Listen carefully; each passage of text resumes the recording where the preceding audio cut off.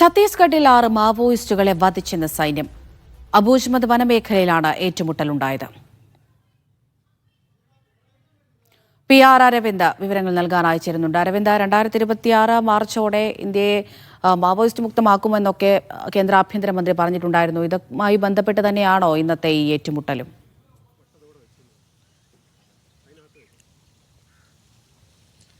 അമൃത, കഴിഞ്ഞ കുറച്ച് മാസങ്ങളിലായി ഛത്തീസ്ഗഡിൽ അടക്കമുള്ള സംസ്ഥാനങ്ങളിൽ മാവോയിസ്റ്റ് വേട്ട തുടരുകയാണ്. ഇപ്പോൾ 6 മാവോയിസ്റ്റുകളെ കൂടി വധിച്ചതായിട്ടാണ് സുരക്ഷാ സേന വ്യക്തമാക്കിയിരിക്കുന്നത്. BSF, DRG, അതുപോലെ തന്നെ STF എന്നിവർ സംയുക്തമായിട്ടാണ് ഓപ്പറേഷൻ നടത്തിയത്. ഛത്തീസ്ഗഡിലെ അബൂജത്ത് വനമേഖലയിലാണ് ഏറ്റുമുട്ടൽ ഉണ്ടാവുകയും 6 മാവോയിസ്റ്റുകളെ വധിച്ചതായി അറിയിക്കുകയും ചെയ്തത്. കഴിഞ്ഞ കുറച്ച് മാസങ്ങളിലെ കണക്കുകൾ പരിശോധിച്ചാൽ ഏകദേശം 100-ലധികം മാവോയിസ്റ്റുകളെ ഇതിനോടകം തന്നെ സുരക്ഷാ സേന വധിച്ചിട്ടുണ്ട്.